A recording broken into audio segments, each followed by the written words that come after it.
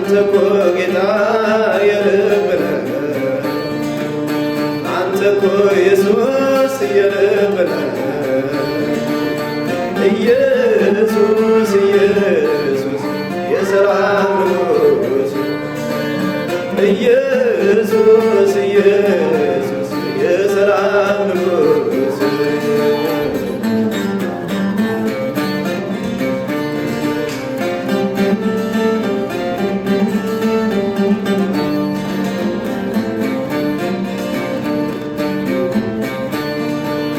ተስፋውን ለጉም ለወነነ ገመድ ላንገቱ ለወሰነ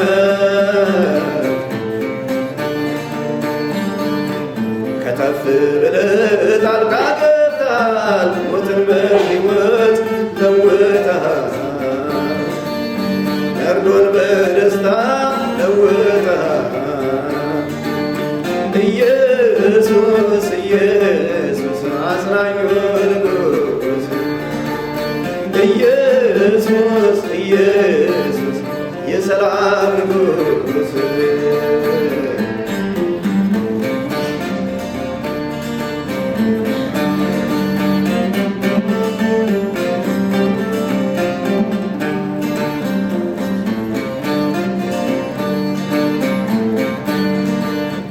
የደዌን አልጋ ለተላመደ ከበሽታ ጋር ለተዛመደ አንተ ሐኪም ነህ መድኃኒት አለ ያለ ቀጠሮ ትፈውሳለህ ያለ ጠባሳ ትፈውሳለህ። ሃሌሉያ! ኢየሱስ ያለ ጠባሳ ይፈውሳል። ከፈወሰ በኋላ ጠባሳው እንኳን አይታየም። ለዘላለም ይፈውሳል። ሃሌሉያ! የደዌን አልጋ ለተላመደ ከበሽታ ጋር ለተዛመደ አንተ ሐኪም ነህ መድኃኒት አለ ያለ ቀጠሮ ትፈውሳለህ ያለ ጠባሳ ትፈውሳለህ ኢየሱስ ኢየሱስ የፈውስ ንጉሥ ኢየሱስ ኢየሱስ ፈዋሹ ንጉሥ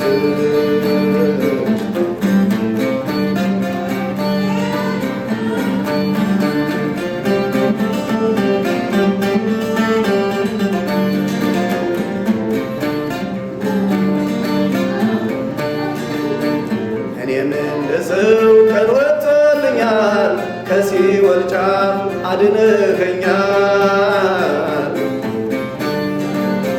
ማዳንህን እናገራለሁ በጉባኤ እዘምራለሁ በወገኖች ማለት አዜማለሁ ኢየሱስ ኢየሱስ የቤቴ ንጉሥ ኢየሱስ ኢየሱስ የቤቴ ንጉሥ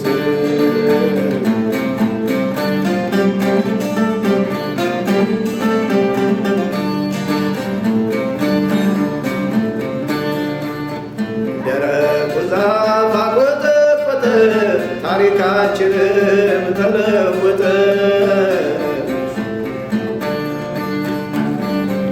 ተዘልለን ተቀምጠናል ምንም አንሆን ያንተ ሆነናል ምንም አንልም ጌታን ይዘናል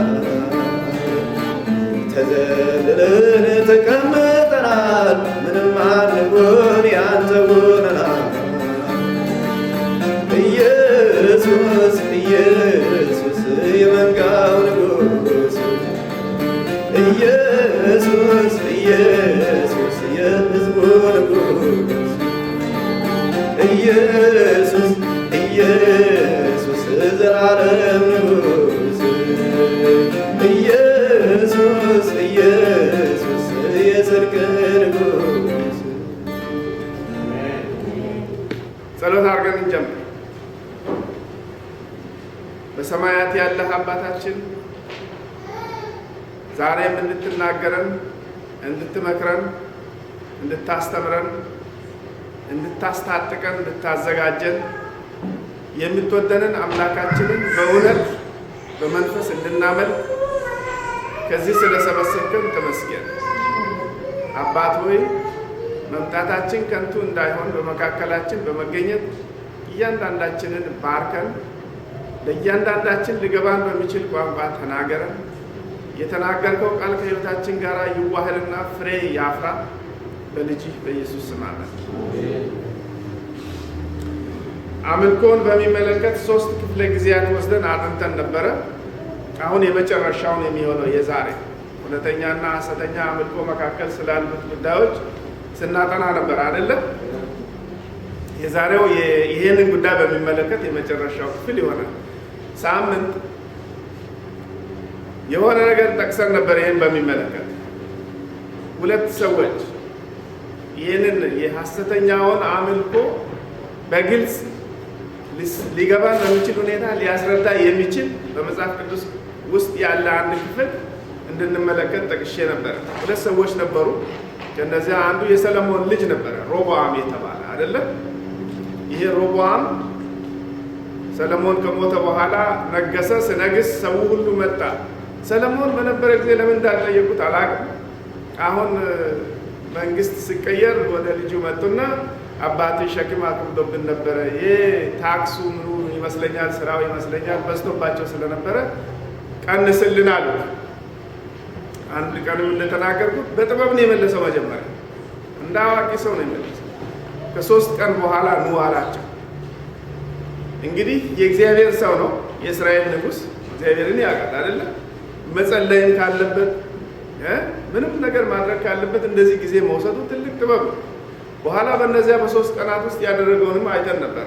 ምንድን ነው ያደረገው? መጀመሪያ የአባቱን አማካሪዎች የነበሩትን አዋቂዎችን፣ አስተዋዮችን፣ እግዚአብሔርን የሚፈሩትን ካለፈው ነገር አገናዝበው የሚመክሩትን ሰዎች ጠራና ምን ላድርግ፣ እንዴት ሊመልስ አለ። ይሄን ጥበብ ያለበት አካሄድ ነው። እና እነዚህ ሰዎች ምን አለ? እሺ በላቸው። ይሄ እኮ የታወቀ ነው አይደል? ህዝብ አንድ ጥያቄ ይዞ ሲመጣ መሪ የሆነ ሰው ባያደርግም ሊሰማ እሺ ቢል ሰው ይተዋል አይደል? እና እሺ በላቸው ይገዙልሃል ይሉታል። በኋላ እሺ አለና እነሱን ሰደደና ሌሎችን ጠራቸው። የእሱን አይነት ሰዎች ልምድ የሌላቸው ወጣቶችን ጎረምሳ ጠራና ምን ላድርግ ምን ልመልስ አለ። እና እነሱ ደግሞ ዘራፍ በላሉት። የኔ ትንሿ ጣት ከአባቴ ወገብ ትበልጣለች ትከብዳለች። አባቴ ባለንጋ ገርፋችሁ ከሆነ እኔ በግንድ ገርፋችኋለሁ። በጣም መጥፎ ምክር። እኔ ያሳዘነኝ መጀመሪያ እንደ ጥሩ ሰው እንደ አዋቂ ሰው ጀመረና መጨረሻ የማይሆን ነገር ማድረግ። የእነዚህን ሰዎች ምክር ሰማ፣ የህፃናቱ የወጣቶች። በኋላ ለህዝቡ እንደዛ በጉራ ሲመልስ ህዝቡ ምን አለ? እስራኤል ሆይ ከዳዊት ቤት ጋር ምን አለ? ወደ ቤት ተመለስ። 10 ነገድ ተገንጥሎ ሄደ። የሰሜኑ ክፍል የምንለው አሁን እና በደቡብ የቀረችውን 2 ነገር ብቻ ይዘው ቀረ ሮብዓም። ኢዮሮብዓም የተባለ ደግሞ በአባቱ ጊዜ ሸፍቶ የነበረ ግብፅ ይኖር የነበረ ሰው ተመልሶ ነበረ እና እሱ አሁን በእነዚህ ሰዎች ላይ ነገሰ በ10 ነገር። አሁን ሐሰተኛውን አምልኮ የሚያስረዳ ነገር የምናየው በነጥብ ጀምረን ነበርና አንዱ ሊጀምር ስለፈለኩ ነው እዚያ ሄደ። አሁን ከነገሰ በኋላ በሰሜኑ እስራኤል በ10 ነገድ ላይ ነው የነገሰው። የመጀመሪያ ያደረገ ነገር አለ። እግዚአብሔርን ስናመልክ እንዴት ነው ማምለክ ያለብን? ተገደን ነው ማምለክ ያለብን? በፍርሃት ነው ማምለክ ያለብን? ወይስ እንዴት ነው ማምለክ ያለብን? አሁን መዝሙሩን ሰማችሁ አይደል? የተዘመረው እንዴት አይነት አምላክ ነው ያለው? ምስጋናው የዘመረው መዝሙር ምንድን ነው የሚለው? ምን አይነት አምላክ ነው አምላካችን? ፈዋሽ፣ አጽናኝ፣ አፍቃሪ አምላክ ነው አይደል? እንዲህ ያደረገው መልካም ያደረገልኝን እንኳን አምላክ ሰውንም ቢሆን እኮ ነው ወዳለሁ አይደል? በፍቅር ነው የማደርገውን ነገር ሁሉ ስለሚፈራ ስለሚጠላው ወይም በሌላ ምክንያት አይደል። ግን ይሄ ሰው ያደረገው አንደኛው ነገር በምንድን ነበረ? በፍርሃት ላይ የተመሰረተ አምልኮ መሰረተ። ጥቅሱን ላንብብላችሁ ደግሜ። አንደኛ ነገሥት 12 26 እና 27 ላይ ኢዮሮብዓምን በልቡ አሁን መንግስቴ ወደ ዳዊት ቤት ይመለሳል፣ ይህ ሕዝብ በእግዚአብሔር ቤት መስዋዕትን ያቀርብ ዘንድ ወደ ኢየሩሳሌም ቢወጣ የዚህ ሕዝብ ልብ ወደ ጌታቸው ወደ ይሁዳ ንጉሥ ወደ ሮብዓም ይመለሳል፣ እኔንም ይገሉኛል። ይሄ ምንድን ነው የሚያሳየው? ፍርሃት አይደል? አንደኛ ሕዝቡን አጣለሁ፣ የሕዝቡ ልብ ወደ ይሁዳ ንጉሥ ይመለሳል፣ እኔን ትተው እዛ ይሄዳሉ፣ እኔንም ምን ያደርጋሉ? ይገሉኛል። መነሻው የዚህ ሰው አሁን የሚያደርጋቸው ብዙ ነገሮች አሉ። ይህንን 10ሩን ነገድ ከሱ ጋር እንዲቆይ ለማድረግ 10ሩ ነገድ የእግዚአብሔር ሕዝብ ነው። እግዚአብሔርን የሚያመልከው ደግሞ የት ነው? በኢየሩሳሌም ነው አይደለ? ሁላችሁም እየሰማችሁ ነው ወይስ ደከማችሁ? ገና ሳትጀምሩ ሁሉም የሚሄደው ለአምልኮ ወደ ኢየሩሳሌም ነው። ቤተ መቅደሱ ያለው ቤተ መቅደሱ ሲሰራ ራሱ ሰው ወደዛ እየሄደ የእግዚአብሔርን ስም ቢጠራ እግዚአብሔር እንደሚሰማው ቃል የገባለት ሕዝብ ነው። ስለዚህ ወደ ኢየሩሳሌም እንዳይሄድ ለማድረግ መንገድ እየፈጠረ ነው። የመጀመሪያው ስቴፕ የመጀመሪያው እርምጃ የወሰደው ምንድን ነው? ፈራ። በፍርሃት ምን አለ ነው ያለው? ያለፈ ቅጣት ነው ያለው። በፍርሃት ቅጣት ነው ያለው። ይሄ ሰው ፈራ። ነቢዩ አኪያ ነግሮት የነበረ ነገር ነበረ እንደሚነግስ እግዚአብሔር እሱ በስልጣን ላይ እንዲቀመጥ እንደፈለገ መፍራት እንደሌለበት ይህንን ነገር ሁሉ እኛም እንደምናደርገው ሰምተን እንረሳዋለን። ምንም አልመሰለውም። እግዚአብሔር የተናገረው የእምነት ነገር ከሱ ጭንቅላት ተወገደ። ማመን ሲገባው ፈራ። አንደኛ ዮሐንስ 4:18 ላይ ፍጹም ፍቅር ፍርሃትን አውጥቶ ይጥላል እንጂ በፍቅር ፍርሃት የለም። ፍርሃት ቅጣት አለው፣ የሚፈራም ሰው ፍቅሩ ፍጹም አይደለም ይላል። ለእግዚአብሔርም ያለው ፍቅር ለሕዝቡም ያለው ፍቅር ፍጹም አይደለም። አሁን ለሕዝቡ እኮ አዝኖ አይደለም፣ እግዚአብሔርንም ፈርቶ አይደለም፣ አክብሮት አይደለም፣ ስልጣኑን ማቆየት ነው የሚፈልግ። እዚህ ላችኋል። ያን ቀንም የጠቀስኩት ፓስተሮች እንኳን ሲቀየሩ እንደሚያደርጉ የቀደመውን የነበረውን ሰው ፓስተር ሚኒቶቹን ምኖቹን ሁሉ ያጠፋል። አሁን መታወቅ ያለበት መታየት ያለበት መለጠፍ ያለበት ምንድን ነው? የአዲሱ ፓስተር ስም ነው፣ የአዲሱ ፓስተር ስራ ነው። እንዲህ ፓስተሮች ሆነው እንኳን እንዲህ ያደርጋሉ ሰዎች። በእኛ አገልግሎት በእኛ መኖር መታየት ከፍ ብሎ መታየት መክበር ያለበት ማን ነው? ክርስቶስ እና ስለዚህ ፈራ ይላል።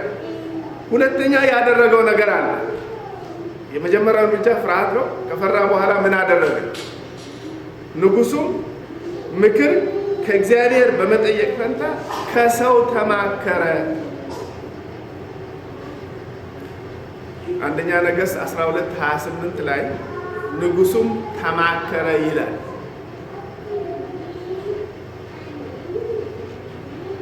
ጳውሎስ ቅድም ምንድን ነው ያለ ያልኩኝ በሰንበት ትምህርት ጊዜ ከስጋና ደምን አላማከርኩም አለ። ጌታ ኢየሱስ ክርስቶስ በእሱ እንዲገለጥ እግዚአብሔር በፈለገ ጊዜ ሰውን አላማከር። ይሄ አይደለም እንደ ትልቁ ችግር።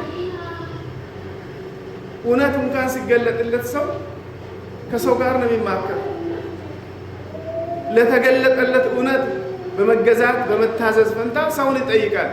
ቀድሞ ነገር የተሳሳተ ነገር የሚያስተምሩ ሰዎች አሁን እንድረዱህ ነው እዛ መሄድ ያለብን። እግዚአብሔር ከገለጠልን ለዚያ እውነት መታዘዝ ነው ያለብን። አይደለም እንዴ? ጳውሎስን ውሰዱ። ደማስቆ እየሄደ ነበረው ምን ሊያደርግ ነው? እግዚአብሔርን ሊያከብር የእግዚአብሔር ስራ ሊሰራ ነው ሄደ ነበር። የእግዚአብሔርን ሕዝብ ሊገድል ሊያስር ቤተ ክርስቲያናትን ሊያፈርስ አይደል የሄደ ነበር። አንብቡ ቦታውን ሐዋርያት ሥራ ምዕራፍ 9 ከንፈሩ ሁሉ እየተንቀጠቀጠ ይላል በቁጣ ሲሄድ ጌታ ተገናኘው። ጌታ ሲገናኘው ምን ሆነ? ምን ላድርግ ያለው ጌታ ነው አይደል? ምን ላድርግ በሚልም ርዕስ ተነጋግረን ነበር። ሰዎቹ እግዚአብሔር ሲገናኛቸው ቃል ሲናገራቸው ምን እናድርግ ይላሉ። ከዛ በኋላ ይለወጣሉ አቅጣጫቸው። ይሄ ሰው ምን ላድርግ አለ። ጌታ ኢየሱስ ክርስቶስ ክርስቶስ የሚያደርገውን ነገረው። ከዛ በኋላ አሳዳጅ ሆኖ ነው የቀጠለው። ሰው ልጠይቅ ሄደ። እነዛ የላኩትን ካህናት ፈቃድ ሰጥተውት እኮ ነው ሄዱት። ለጥፋት ላይሰንስ ይዞ ነው እየሄደ ነበር። ደብዳቤ ተሰጥቶ ተመልሶ ሄደ። እነሱን አማከረ። እግዚአብሔር ሲናገራችሁ ስሙት፣ ሰምታችሁ ታዘዙ፣ ማንንም አትጠይቁ። ምክንያቱም ይሄ የእናንተና የእሱ ጉዳይ ነው፣ በእሱና በእናንተ መካከል እንጂ አዋቂዎችን፣ ፓስተሮችን፣ ወንድሞችን፣ እህቶችን የምታማክሩበት ጉዳይ አይደለም። የህይወታችሁ ጉዳይ ነው። እግዚአብሔር አለ፣ ሰማ፣ መታዘዝ። ስለዚህ ሰውን አማከረ ይላል። ብዙ ሰዎች ሰው ነው የሚያማክሩ። ከዚህ የተነሳ ይሳሳታል። ሰዎች ደግሞ ትክክለኛውን ነገር አያውቁም። ሶስተኛ ያደረገው ነገር አለ። አሁን ሐሰተኛ አምልኮ መሰረቱ የመጀመሪያው ፍርሃት፣ በፍርሃት ላይ የተመሰረተ ነው። ሁለተኛው ደግሞ ከእግዚአብሔር ቃል ከእግዚአብሔር መንፈስ የመጣ ሀሳብ ሳይሆን በሰው ሀሳብ ላይ የተመሰረተ ነው። ሶስተኛው በእግዚአብሔር ፈንታ ሁለት ጥጆችን ሰርቶ በሁለት ከተማ ላይ ጥጃዎቹን አስቀምጦ እነዚህ ናቸው እስራኤል ሆይ ከግብፅ ያወጡ አማልክት ወደ ኢየሩሳሌም አትውጣ አለ። እንግዲህ ምን አደረገ? ፈራ፣ ሰው አማከረ። ከዛ በኋላ አምላክ ሰራ። ይሄ ነው አምላክ አለ። ያርጎ አንደኛ ነገሥት 12:28 ላይ ሁለትም የወርቅ ጥጆች አድርጎ እስራኤል ሆይ ከግብፅ ምድር ያወጡህን አማልክቶችን እይ አለው። ከግብፅ ምድር ያወጡት የወርቅ ጥጃዎች ነበሩ እንዴ?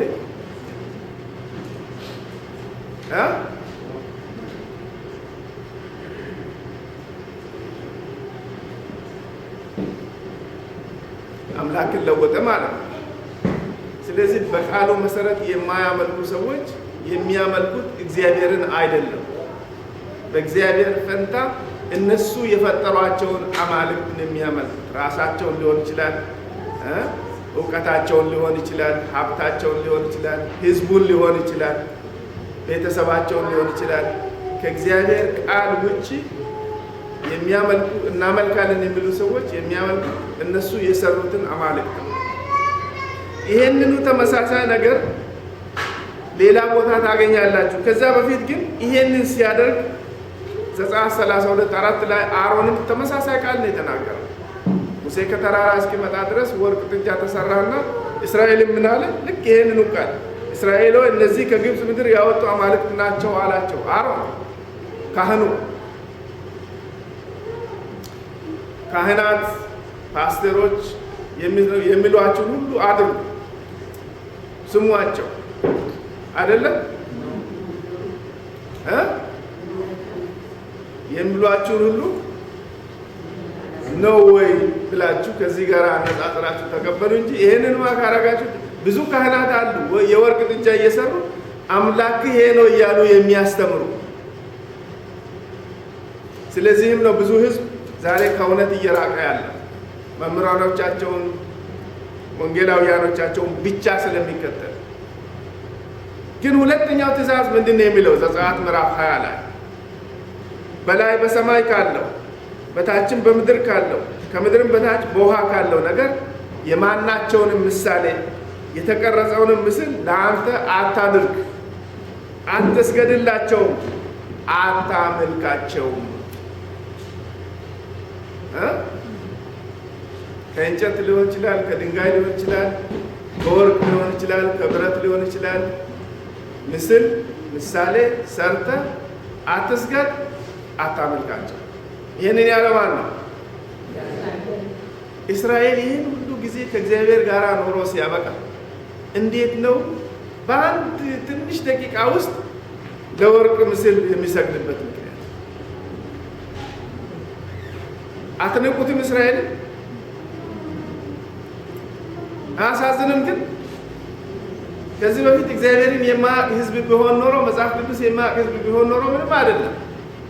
ይህ ህዝብ እኮ ከእግዚአብሔር ጋር የኖረ ነው። ይህን ትእዛዝ ጠንቅቆ የሚያውቅ ህዝብ ነው። ወዲያው ይሄ ነው አምላክ እያለ ለወርቅ እየሰገደ ከእጁ እኮ ቀለበቱን አወጥቶ ጉትቻውን አወጥቶ ከአንገቱ ያለውን ሀብል ምናምን ሰብስቦ እኮ ነው እሳት ውስጥ አድርጎ ቀለጠ፣ ጥጃ አድርገው አወጡ። ከዛ አምላክ ይሄ ነው ሲሉ እሺ ብሎ ሲሰግድ ምን ማለቱ ነው? እንዴት ነው በሰከንድ የሚለወጠው? እኛ እንደሱ አናደርግም።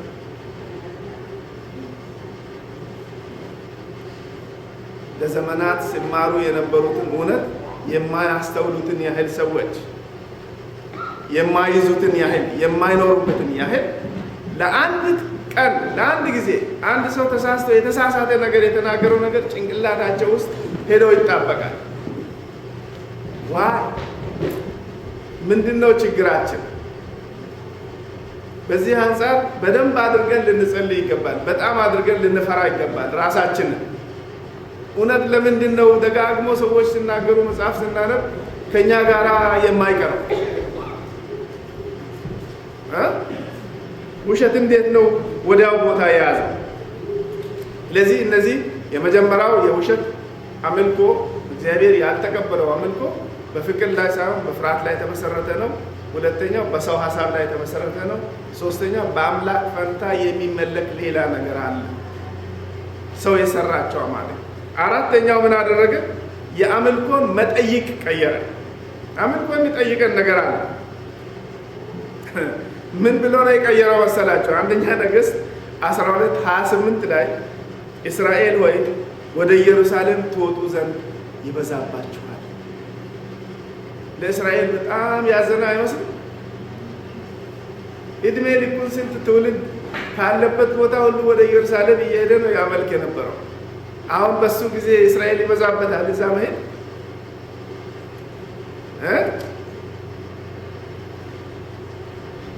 it is too much አላቸው።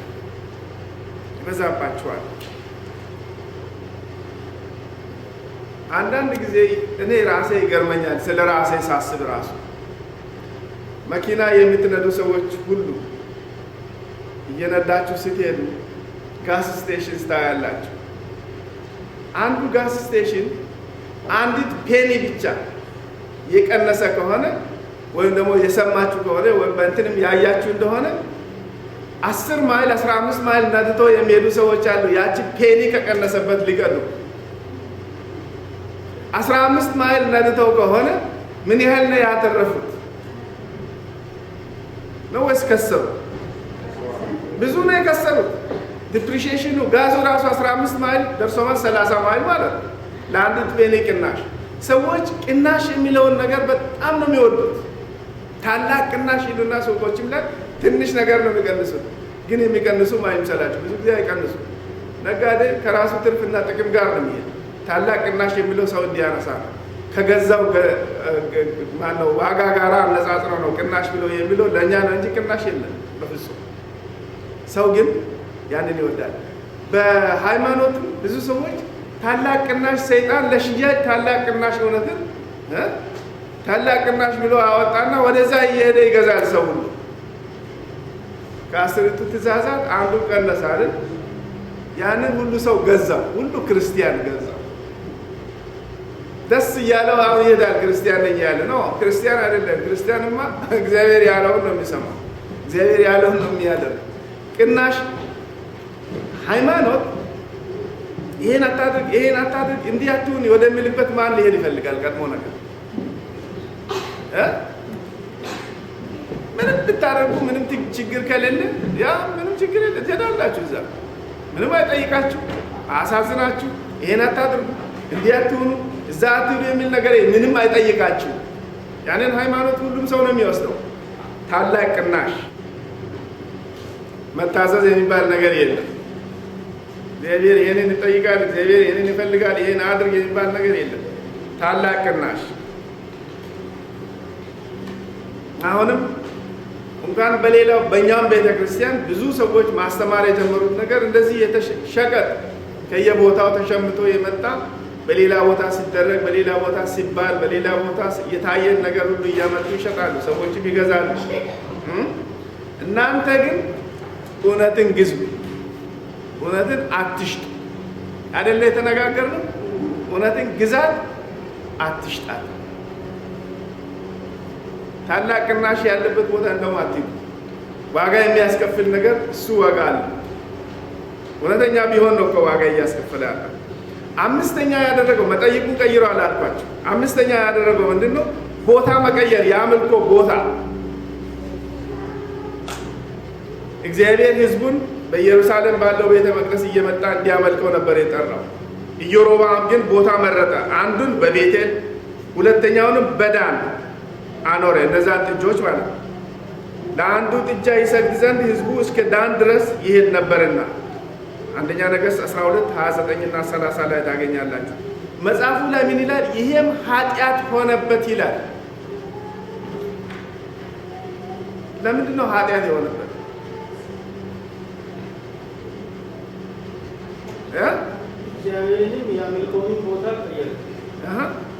አሁን እዚህኛው ኃጢአት ሆነበት የሚለው ለጥጃ መስገዱ። ሙሴ ከተራራ እስኪመጣ ድረስ ጥጃ ሰርተው ይሄ ነው አምላክ እያሉ ሲሰግዱ ሲበሉ ሲጨፍሩ ነበር። እንደውም ተነሱና እንብላ፣ እንጠጣ፣ እንዝፈን፣ ነገ እንሞታለን የሚል ጥቅስ አለ። እንደዚህ ያደረጉ ነበር ይላል። ሙሴ ሲመጣ ሲያይ በጣም አዘነ። እንዲያውም የድንጋዩን ጽላቶች ወርውሮ ሰበራቸው አይደል የሚለው እና ያንን ማነው በወርቅ የተሰራውን ጥጃ አደቀቀው፣ በውሃ ውስጥ ጨምረው ሰዎችንም አጠጣቸው ይላል። የእጃቸውን ስራ አማልክቶቻቸውን ማለት ነው። እና ህዝቡን በመቅሰፍት በጣም ብዙ ህዝብ ነው የሞተው። ኃጢአት ሆነባቸው። እግዚአብሔርን በጥጃ ይለውጡ። ስንትና ስንት ዓመት፣ 1 ዓመት 2 ዓመት ሳይሆን ስንት 100 ዓመት ባሪያ ሆነው ከሰው ሳይቆጠሩ በተረገጡበት ሀገር ተረስተው ካሉበት በተዘረጋች እጅ በኃያል ክንድ ባህሩን ከፍሎ ያሻገራቸውን ያወጣቸውን ነፃ ያወጣቸውን አምላክ የወርቅ ጥጃ አድርገው ይስሩት፣ እንደሱ ይገምቱት፣ እንደዚህ ዝቅ ያርጉት። ይሄም ኃጢአት ሆነባቸው። እግዚአብሔር በሰው እጅ ከተሰራ ነገር ጋር አይመሰልም። ስድስተኛ ያደረጉት ነገር አለ። አገልጋዮችን ለወጡ ይላል። ማንም ማገልገል አይችልም። ምን ችግር አለ? በብሉይ ኪዳን የነበረውና ዛሬ የነበረው አንድ አይደለም። በብሉይ ኪዳን ጊዜ ካህናትና ሌዋውያን በእግዚአብሔር በራሱ የተመረጡ ናቸው ለአገልግሎት። ከነሱ ውጪ በቤተ መቅደስ አካባቢ ሌላ ስራ ማንም መስራት አይችልም። ይሄ ሰው ግን ምን አደረገ? ጥቅስ ላንብብላችሁ። አንደኛ ነገሥት 12:31 በኮረብቶቹም ላይ መስገጃዎችን ሰራ፣ ከሌዊ ልጆች ካይደሉ ከሕዝቡ ሁሉ ካህናትን አደረገ ይላል። ካህናትን የመረጠው ማን ነበር ያለው? እግዚአብሔር ራሱ ነበር አይደል? ቅድም ደቀ መዛሙር ራሱ ሲሆን የሚጠራው እግዚአብሔር ነው። ሰው ራሱን ተከታዩ ማድረግ አይችልም። ያለ ጥሪ እኔ የክርስቶስ ደቀ መዛሙር ነኝ ብሎ ሰው መምጣት አይችልም። እግዚአብሔር ነው የሚጠራው። ለጥሪው ምላሽ መስጠት አለበት። ከዚህ ላይ እግዚአብሔር ካህናት ሆነው እንዲያገለግሉ የመረጣቸው የሌዊን ልጆች ነው። ከሌዊም ልጆች የአሮንን ቤተሰብ ነው ለክህነት አገልግሎት የመረጠው። እንዲያውም ሌዋውያን ራሳቸው እዛ ቤተ መቅደስ ውስጥ የሚሰሩ ወደ ካህናቱ አገልግሎት እንዳይቀርቡ እንዳይሞቱ ይላል መጽሐፍ ቅዱስ። ይሄ ሰው ግን ምን አደረገ? ከሌዊ ወገን ያልሆኑትን ከህዝብ ውስጥ ካህናት አደረገ። ለምን ይሁን እንደሱ ያደረገው? እነዚህ ሰዎች ከመጽሐፉ እግዚአብሔር ያዘዘውን አይደለም የሚያስተምሩት፣ የመሰላቸውን የሚያደርጉት። ይህ ሰውየው ስሙ ራሱ ምንድን ነበር ያለው ትርጉሙ? ለህዝብ የሚቆረቆር ለህዝብ የሚከራከር የህዝብ ጉዳይ የሚመለከተው ሰው ማለት ኢዮሮብዓም ማለት ራሱ። ስለዚህ ሃይማኖቱ ቤተ ክርስቲያኑ በሙሉ የተቋቋመው በህዝብ ዙሪያ ነው። ሰዎችን የማስደሰት ጉዳይ። ቅድም የመግቢያ ጥቅሳችን ምንድን ነው ያለው? ሰውን ደስ ባሰኝ የክርስቶስ ባሪያ ባልሆንኩ። ሰውን ለማስደሰት የሚጥሩ ሰዎች ክርስቶስን በእውነትና በመንፈስ ሊያገለግሉትና ሊያመልኩት አይችሉም። ሰዎች ተደሰቱ አልተደሰቱ ግድ የለንም ማለት ሳይሆን እውነትን በቃሉ እንዳለ እንድናስተምር ነው የተጠራ ነው። የሰዎችን ፍላጎት እያየን ቃሉን እንድናንሻፍፍ አይደለም የተጠራ ነው።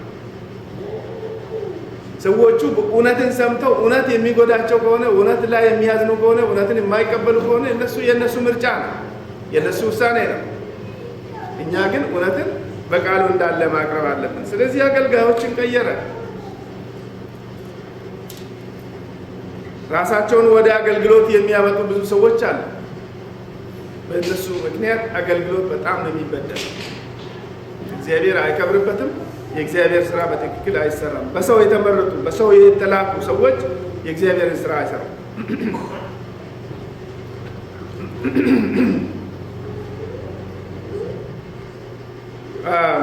ሰባተኛው ያደረገው ነገር ምንድን ነው? የአምልኮን ጊዜ ቀየረ።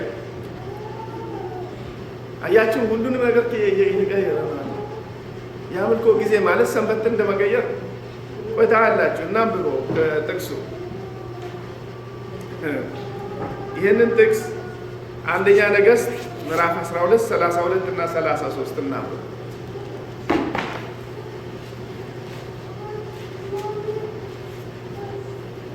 አንደኛ ነገሥት 12 32 እና 33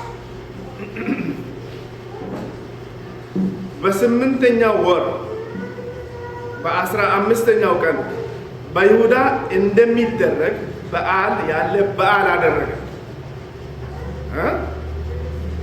በመሰዊያውም ላይ ሰዋ፣ ለሰራቸውም ጥጆች ይሰዉ ዘንድ እንዲሁ በቤቴል አደረገ። ለኮረብታዎች መስገጃዎች የመረጣቸውን ካህናት በቤቴል አኖራቸው። በስምንተኛውም ወር በ15ኛው ቀን በልቡ ባሰበው ቀን በቤቴል በሰራው መሰዊያ ላይ ሰዋ። ለእስራኤልም ልጆች በዓል አደረገላቸው። መሰዊያውም ሰዋ፣ ዕጣንም አጠነ ይላል። በልቡ ባሰበው ቀን። እኛ በልባችን ባሰብነው ቀን በፈለግነው ቀን ነው እግዚአብሔርን ማምለክ የሚገባ። ቀን ሁሉ ቀን ነው፣ ምን ችግር አለ የሚሉ ሰዎች አሉ አይደል? ለሞት ጥቅስ አለ። ያንን ጥቅስ ነው የሚጠቅሱት።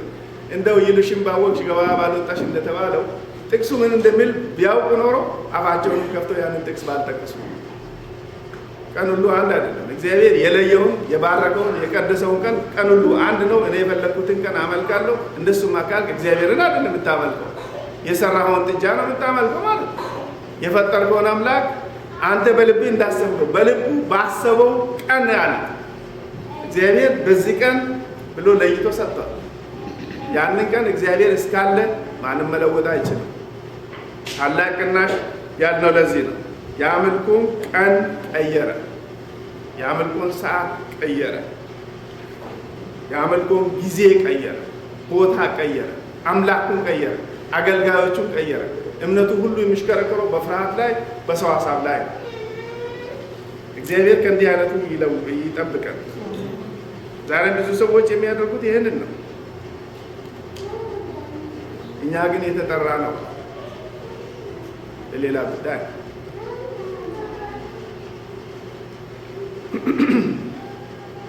ዮሐንስ ራእይ 14 ላይ ደጋግመን ያነበብነውን ጥቅስ እንደገና እናንተ በምድር ለሚኖሩ ለሕዝብ፣ ለነገድ፣ ለቋንቋ፣ ለወገን ሁሉ ይሰብክ ዘንድ የዘላለም ወንጌል ያለው ሌላ መልአክ ከሰማይ መካከል ሲበር አየሁ። በታላቅ ድምፅም የፍርዱ ሰዓት ደርሷልና። ይህንንም በእንግሊዝኛው the hour of the judgment is come የሚለው እግዚአብሔርን ፍሩ፣ ክብርንም ስጡት፣ ሰማይና ምድርን ባህርን የውሃንም ምንጮች ለሰራው ስገዱለት አለ። እግዚአብሔር ያለን ምንድን ነው? ለእግዚአብሔር ስገዱ። ካልሆነስ ሌላም ሁለተኛ መልአክ አሕዛብን ሁሉ የዝሙቷን ቁጣ ወይን ጠጅ ያጠጣች ታላቂቱ ባቢሎን ወደቀች ወደቀች እያለ ተከተለው። አንደኛው እኔ እግዚአብሔርን የሚወደው ለምን እንደሆነ ታውቃላችሁ? አስቀድሞ ይመክራል፣ ያስጠነቅቃል፣ ያስተምራል፣ ይናገራል። አሞጽ 3:7 እንደሱ ነው የሚለው አይደል? እግዚአብሔር ምስጢሩን ለባሮቹ ለነቢያት ካልገለጸ በስተቀር ምንም አያደርግም ይላል። ለዓለም ሁሉ፣ ለነገር፣ ለወገን፣ ለቋንቋ፣ ለሕዝብ ሁሉ የምስራች ወንጌል የያዙ መልአክ መጀመሪያ የሄደው እሱ ነው። ምን እያለ ሄደ? እግዚአብሔርን ፍሩ፣ ክብርን ስጡ፣ ለፈጣሪ አምላክ ስገዱ፣ ለሌላ አይደለም። ከዛ በኋላ ሌላው እሱን ተከተለ። ቀድሞት የመጣው አይደለም፣ ተከተለው። ምን እያለ?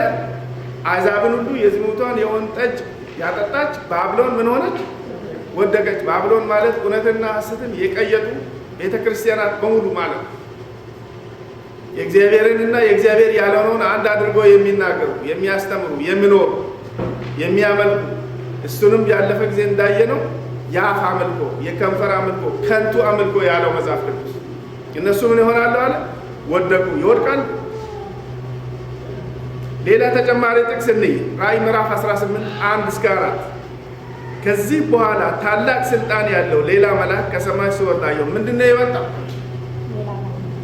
ምን አይነት መልአክ ነው የመጣው? ታላቅ ስልጣን ያለው መልአክ ከሰማይ መጣ። እሱ ሲመጣ ምን ሆነ? ከክብሩም የተነሳ ምድር በራች። ይሄ ምን እንደሚያሳይ ታውቃላችሁ? አሁን የሶስቱ መላእክት መልእክት የምንለው በመላው ዓለም እየተሰበከ እየታወጀ ነው ያለው። እውነት እግዚአብሔርን ፍሩ፣ ክብርን ስጡት፣ ምድርን፣ ባህርን፣ ውሃን፣ ምንጮችን በውስጡ ያለውን ሁሉ ለፈጠረ ስገዱ የሚል መልእክት እየተላለፈ ነው ያለው። ለዛ መልእክት ኃይል የሚሰጥ ሌላ ተጨማሪ ይመጣል። እሱ ሲመጣ ምን ሆነ አለ? ከክብሩ የተነሳ ምድር ሁሉ በራች። አልሰማሁም፣ አላወቅኩም፣ ፓስተሮቻችን ናቸው ያሳቱን የሚል ሰው እስከማይኖር ድረስ እውነት በግልጽ ለሰው ሁሉ ይቀርባል። ምንም አይነት ጨለማ ያለው ኮርነር አይኖርም በምድር ላይ። ሰው ሁሉ በግልጽ ይሰማል። ይህ የመጣው መልአክ ደግሞ ማሰማቱ ብቻ ሳይሆን ያለውን ስሙ። በብርቱም ድምፅ ታላቂቱ ባቢሎን ወደቀች፣ ወደቀች፣ የአጋንንትም ማደሪያ ሆነች፣ የርኩሳን መናፍስት ሁሉ መጠጊያ ሆነች። አሕዛብን ሁሉ ከዝሙቷ ቁጣ ወይን ጠጅ የተነሳ ወድቀዋል። የምድር ነገሥታት ከእርሷ ጋር ሰሰሩ። የምድርም ነጋዴዎች ከቅምጥልነቷ ኃይል የተነሳ ባለጠጋዎች ሆኑ ብሎ ጮኸ። ከሰማይ ሌላ ድምፅ ሰማሁ ይላል መልአኩ። ይሄንን ካለ በኋላ ከሰማይ ከመልአክ አይደለም። አሁን ይሄ ድምፅ ምንድን ነው የሚለው? እንዲህ ሲል ሕዝቤ ሆይ በኃጢአቷ እንዳትተባበሩ ከመቅሰፍቷም እንዳትቀበሉ ከእርሷ ዘንድ ውጡ። ማን ይመስላችኋል? ይሄ እግዚአብሔር ነው። መጀመሪያ የሶስቱን መላእክት መልእክት ላከ፣ ለማስጠንቀቅ፣ ለመምከር፣ ለእግዚአብሔር ብቻ እንዲሰግዱ ለማድረግ። ሁለተኛ ደግሞ ይሄን እምቢ ያሉ ሰዎች የሚደርስባቸው እንደሆነ የሚናገር መልአክ መጣ። ሶስተኛ ለፊተኛው ለትክክለኛ ወንጌል ኃይል የሚሰጥ ሌላ ብርሃን መጣ። አሁን መጨረሻ ላይ እግዚአብሔር ምን አለ? ባቢሎን ምን ሆናለች? አንደኛ ወድቃለች፣ ሁለተኛ የርኩሰት ሁሉ መናኸሪያ መቀመጫ ሆናለች። ማታ ትንሽ ጥቅስ ስናነብ ነበረ። ሰይጣን ወይም አጋንን ከሰው ከወጣ በኋላ ይላል መጽሐፍ ቅዱስ ማቴዎስ 12 ላይ ታገኛላችሁ። ወዴት ይሄዳል አለ? ይሄዳል። ይሄድና ማረፊያ እየፈለገ ቢዞር አያገኝም። በኋላ ምን ብሎ ያስባል ይላል ጥቅሱ? ወደ ወጣሁበት ቤቴ ልመለስና ቤቴ እንዴት ቤቴ አለ? ብዙ ኖሮ አለ። ወደ ቤቴ ልመለስና ልይ ብሎ ሲመጣ ቤቱ ተጠርጎ አጊጦ አምሮ ያገኘዋል ይላል። ወጣ እንጂ በቦታው ጌታ ኢየሱስ ክርስቶስ አልገባበትም። ስለዚህ ተመልሶ ይሄድና ከሱ የከፉትን 7 አጋንንት ይዞ ይመጣና በዚህ ሰውዬ ውስጥ ይገባል። የዚህ ሰውዬም ሕይወት የኋለኛው ከፊተኛው የከፋ ይሆናል።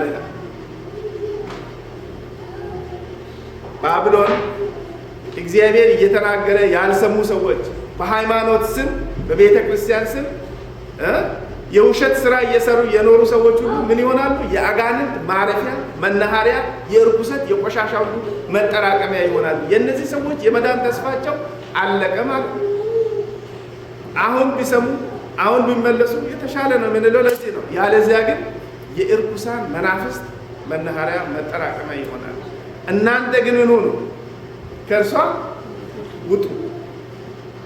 እግዚአብሔርን የሚፈሩ ሰዎች ካሉ በየትም ቤተ ክርስቲያን በካቶሊክ ይሁን በምን እግዚአብሔርን የሚፈሩ ሰዎች ካሉ የእግዚአብሔር ጥሪ ምንድን ነው? ውጡ። እናንተ ምን እንዳትሆኑ? ከመቅሰፍቷ እንዳትወስዱ፣ እንዳትቀበሉ፣ በኃጢአቷም እንዳትተባበሩ ውጡ። የእግዚአብሔር ጥሪ ይሄ ነው። የእግዚአብሔር ጥሪ ይሄ ነው። ይህ ጥሪ እያንዳንዱ ሰው ምላሽ እንዲሰጥ የሚጠይቅ ጥሪ ነው። ኢያሱ ምዕራፍ 24 14 እና 15 ላንብብላችሁ።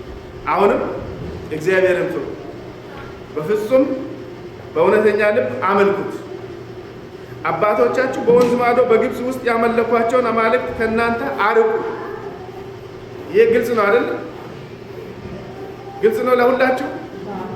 ቢንያም ለእናንተም በደንብ ይሰማል። እግዚአብሔርን ፍሩ፣ በፍጹምም በእውነተኛ ልብ አመልኩት። የከንፈር አገልግሎት አይደለም ፈልገው፣ ከንቱ አምልኮ አይደለም ፈልገው፣ በእውነተኛ ልብ በፍጹም አመልኩት። አባቶቻችሁ በወንዝ ማዶ በግብፅ ውስጥ ያመለኳቸውን አማልክት ከእናንተ አርቁ። ማንኛውንም አይነት እናንተም የሰራችሁት ይሁኑ፣ ወላጆቻችሁ ያመጡት ይሁን፣ ከአካባቢ የወሰዳችሁትን አማልክት ምን አድርጉ? ከእናንተ አርቁ። እግዚአብሔርንም አምልኩ። እግዚአብሔርን ማምለክ ክፉ መስሎ ቢታያችሁ አባቶቻችሁ በወንዝ ማዶ ሳሉ ያመለኳቸውን አማልክት ወይም በምድራቸው ያላችሁባቸውን የአሞራውያንን አማልክት ታመልኩ እንደሆነ የምታመልኩትን ዛሬ ምረጡ። እኔና ቤቴ ግን እግዚአብሔርን እናመልካለን።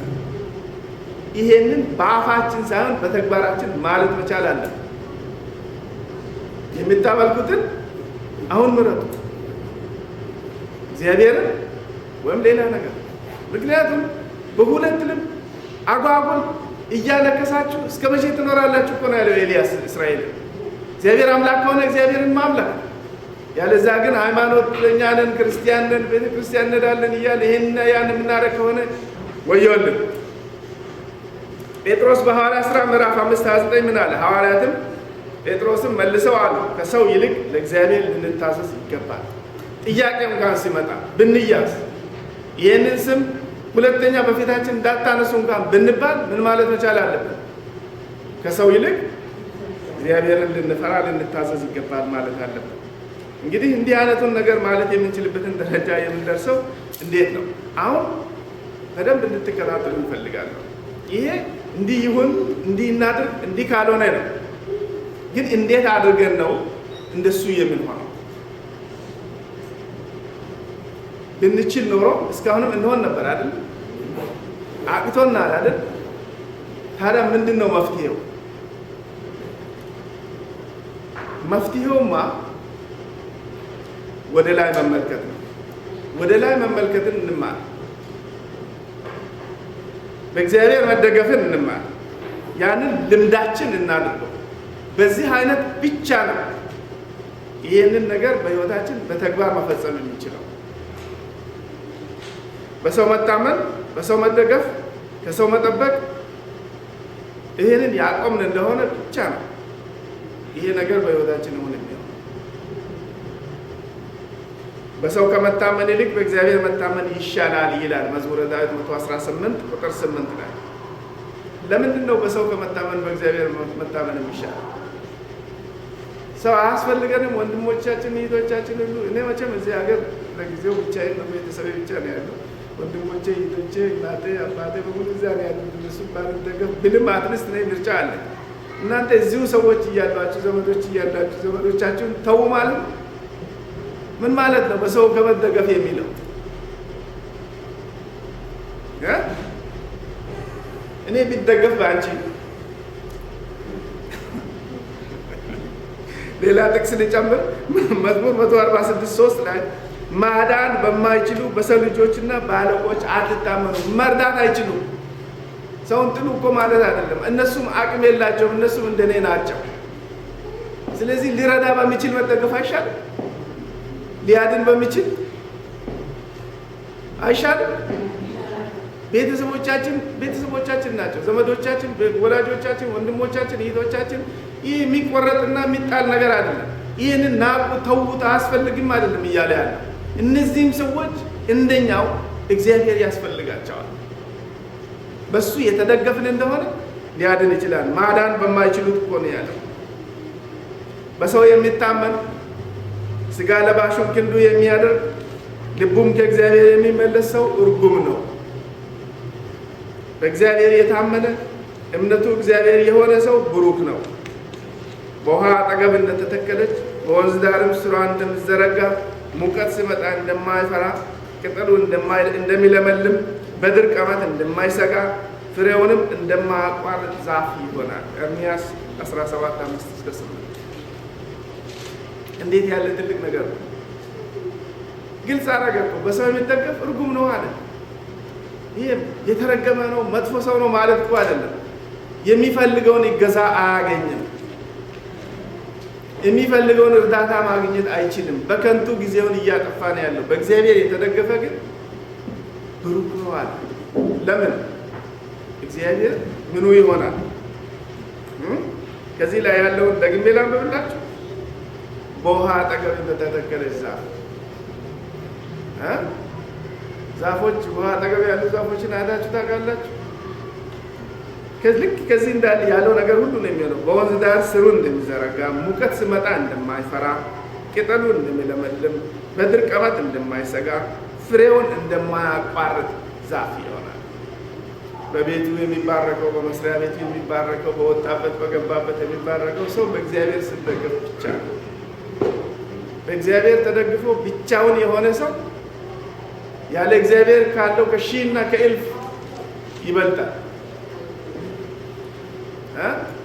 ዮሴፍን አስቡት እስቲ። ወንድሞቹ ጠሉት አይደል? ቀኑበት። ስለዚህም አስቸገሩት። መጨረሻም ላይ ሸጡት። ከዚህ በኋላ አይኑንም ማየት አንፈልግም። በሱ ምክንያት አባታችን አድሎ እያደረገ ነው። አይኑን ማየት ሸጡት። ወንድማቸውን እንደውም መጀመሪያ ሊገሉት ነበር። ቅናት አንዳንድ ጊዜ ወንድም ነው ይህ ነው አይልም። አይን ያሳውራል፣ ልብ ያደነድናል፣ የምናደርገው እንዳናቅ ያደርግና ያሳብዳል። ያሳብዳል እኮ የምር ያሳብዳል። ወንድማቸውን ለመግደል ማሰብ ማለት ምግብ ይዘላቸው ስመጣ እኮ ነው። ምግቡን ከእጅ ወስደው እየበሉ እሱ እንዴት እንደሚገሉ ያውጠነጥናል። እና በኋላ ሸጡት። ግን ዮሴፍ ከእግዚአብሔር ጋር ነበር። ህልሙን ያሳየው እግዚአብሔር ነበር። በሄደበት ቦታ ላይ ልክ ወንዝ ባለበት አካባቢ ሳር ሁልጊዜ እንደማይጠፋ ለምለም ሳር እንዳለ አይነት የሄደበት ቦታ ሁሉ ይባረክ ነበር። የነካው ነገር ሁሉ ይባረክ ነበር። በተሸጠበት ቦታ የጶጥፋር ቤት ተባረከ አይደል? በሱ ምክንያት አለቃው ቤቱንና ንብረቱን ለባሪያው እስኪሰጥ ድረስ ምን እያደረገ እንዳለ ለማወቅ አይፈልግም ነበር ይላል። የተለየ በረከት ከዚህ በፊት ያላየ ነገር ሆነ በሱ ምክንያት። በዛ ታዲያ ሰይጣን አርፎ ዝም አለ? ወይኔ ቤት አስጣለው አይደል? ያላደረገው ወንጀል ሚስቱ ሊደፍረኝ አሰበ አለ። ጭራሽ እሷ ነበረች ክፉ ያሰበችው፣ እሷ ነበረች የፈለገችው። እምቢ ስላት አገኘሃለሁ አለችና ልደፍረኝ አሰበ ብላ ልብሷን ቀዳ ምናምን እያየ አይደለም ደሱ። ወይኔ ሲሄድ ወይኔ አብሮት ሄደ። ግብፅ አብሮት የሄደው አምላኩ ወይኔ አብሮት ሄደ። ወይኔ ቤት ደግሞ ሞገስ አገኘ። ወይኔ ቤት አዛዥ ኃላፊነት ለሱ። መጨረሻ ላይ ምን ያለ እንዲያለ ምን ሆነ? ከፈርዖን ቀጥሎ የፈርዖን ቀለበት እጁ ተደረገ። እነዚያ ያሳጡት ሰዎች፣ የከሰሱት ሰዎች ጌታው የነበረ ሰውዬን ጭምር የሚሰግድለት ጶጥፋር ሰገደለት። ታውቃላችሁ አይደል? ጶጥፋር ጭምር የሚሰግድለት ሁሉ ሰው ከፈርዖን ውጭ ሰው ሁሉ የሚሰግድለት ሰው አረገው እግዚአብሔር። በእግዚአብሔር የታመነ ሰው ብሩክ ነው። መጨረሻው ያምራል፣ ፍሬ ያፈራል፣ ቅጠሉ አይጠወልግም፣ አይደርቅም፣ በምንም ነገር አይሰጋም።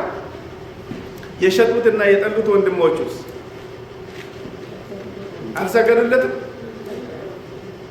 አልሰገዱለትም? ልትፈሩም ይሄ ነው። እኔ የሚገርመኝ ብዙ ጥቅስ አለ ለራሴ የማነበው ለእናንተ ማንበብ የማልፈልጋቸው ጥቅሶች አለ። የሚጠሉ ልጆቻቸውን ጭምር መጥተው በእግር ጫማ ላይ ይወድቃሉ ይላል። መጀመሪያ ነገር የጠሉት ለምን እንደሆነ ታውቃላችሁ? ህልም አየ አይደል? በህልሙ የእናንተ ነዶዎች ለእኔ ነዶ ሲሰግዳየው ቆይ ዝም በል እንድታደርጋለህ ያንን አላሚ ህልሙ የት ምን እንደሚደርስ እናያለን ብለው እኮ ነው የሸጡት። አራቅ ነው ጭራሽ የማናገኝበት ሄደ ብለው ቢሸጡት መጥተው ሰገዱለት። እግዚአብሔር የሰጠው ህልም መፈታቱ አልቀረም። እግዚአብሔር ህልም የሚሰጣችሁ ሊገርማችሁ አንድ ነገር ልንገራችሁ። ህልማችሁን ለማንም አትናገሩ። ህልማችሁን ስትናገሩ የሚቀኑ ሰዎች አሉ። ህልማችሁ እንዳይፈታ ለማድረግ ጥረት የሚያደርጉ እናንተና ህልማችሁን ሊያጠፉ የሚሞክሩ ሰዎች አሉ። ዞሮ ዞሮ ግን እግዚአብሔር የሰጠው ህልም ሳይፈታ አይቀርም። ስንት ጊዜ ቆይቶ ስንት ዘመን ቆይቶ እነሱ ባላሰቡበት ጊዜ መጥተው በሙሉ እግሩ ስር ነዶቹ በሙሉ ሲሰግዱ አየሁ ነው ያለው። ሰገዱለት። ግን ዞሮ እሱ የእግዚአብሔር ሰው ስለነበር እነሱንም አዳናቸው። በረሃብ ጊዜ፣ በመከራ ጊዜ መጠጊያ ሆናቸው። በእግዚአብሔር የታመነ ብሩክ ነው። ስለዚህ ይሄንን የምንማረው እግዚአብሔርን ማየት ስንለምድ ነው። አንድ ነገር የሆነ እንደሆነ ወደ እሱ እንሩጥ። ምንም ለማንም ከመናገራችን በፊት ስንንበርከክ በፊት ጌታ ሆይ እንዲሆነ እንበለው። እንደው ትልቅ ነገር ሲሆን ብቻ እንደው እሱ ትልቅ ስለሆነ ትልቅ ነገር ሲሆን ብቻ ነው እሱ ጋር የሚሄደው አትበሉ። ማንኛውም ትንሽ ነገር የምትሏትንም ለልጃችሁ፣ ለጓደኛችሁ፣ ለባለቤቶቻችሁ ከመናገራችሁ በፊት ተንበርክካችሁ ለእግዚአብሔር ተናገሩ። እንዲህ እያሉኝ ነው እንኳን በሉ። እናንተ የሚረብሻችሁን ይላል በትንቢት መንፈስ፣ የሚረብሻችሁን ነገር፣ የሚያሳስባችሁን ነገር ትንሽም ይሁን ትልቅ ይዛችሁ ወደ ኢየሱስ ሂዱ። ለምን? አንዳንድ ጊዜ ጥቁር ደመና ይመጣና ዝናብ አይጥልም። ኃይለኛ ንፋስ ሲመጣ ያ ምን ያደርገዋል? ብትን ያደርገዋል። ለእኛ ጭልም ብሎ ሲል ያንን የሚበትን አምላክ ስለሆነ ሲጨልምብን ስንፈራ ስንሰጋ እንንበርከክ። ወደ ላይ ስንመለከት በሱ ስንደገፍ ነገር ሁሉ መልካም ይሆናል። እንደው እውነተኛ አምልኮ የምንለው ይህንን እውነተኛውን አምላካችንን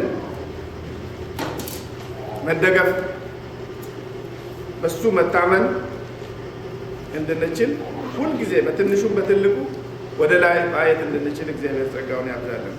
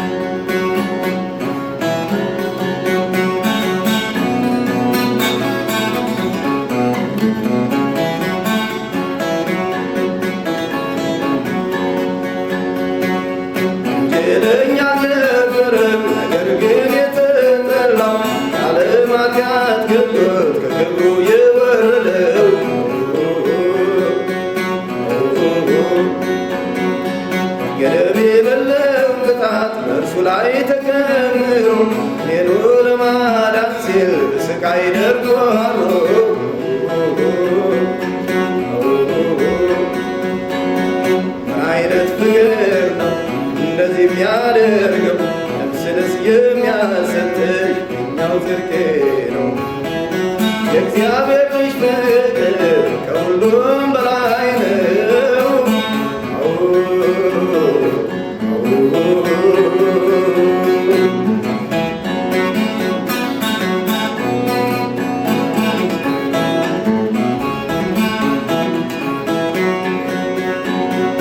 የሰው ልጅ ችግር ፈንታ ሆኖ የተቸገረው በመከራው በሞቱ ሁሉን አንድ ያደረገው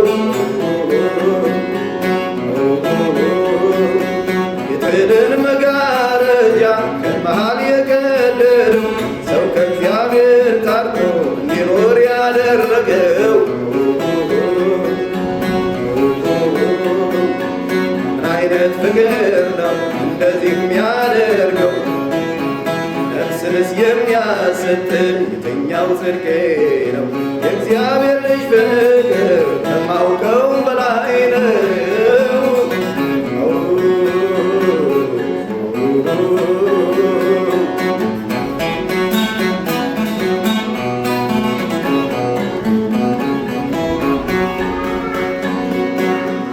ሰው ዘንድ የተጠላ ደም ግባት የሌለው ሰው የደም ላብ እያላበው በመከራ የገሰለው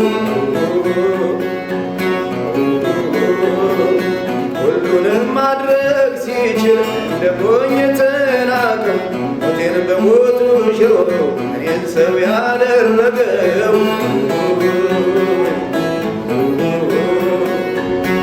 አይነት ፍቅር ነው ለዚህ የሚያደርገው? ነፍስንስ የሚያሰጥ የትኛው ጽድቄ ነው? የእግዚአብሔር ልጅ ፍቅር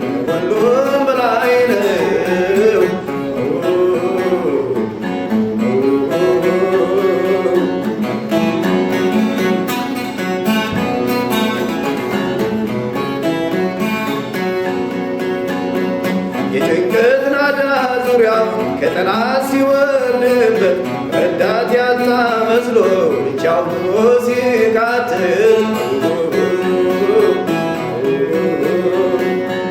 በግፈኞቹ አመፅ ሊቆጣ የተገባው ምንም አያውቁምና እባክህ ማራቸው ያለው አይነት ፍቅር ነው እንደዚህ የሚያደርገው ነፍስንስ የሚያሰጥ እናው ፍቅር ነው የእግዚአብሔር ልጅ ፍቅር ከሁሉም በላይ ነው።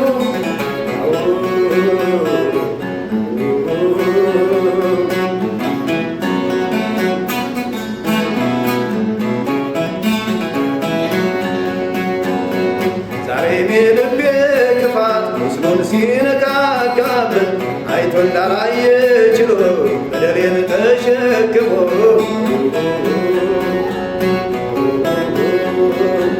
ፍቅር ቢገድው እንጂ እኔ ደስ ቢያሰኘው ነው ዘውትር በፍቅር አይኑ እኔን የሚመለከተው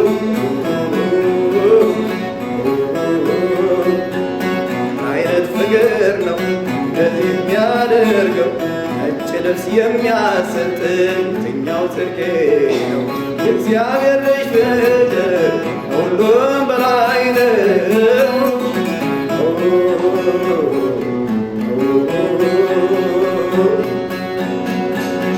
አይነት ፍቅር ነው እንደዚህ የሚያደርገው ነፍስንስ የሚያሰጥ የትኛው ጽድቄ ነው የእግዚአብሔር ልጅ ፍቅር ከሁሉም በላይ ነው።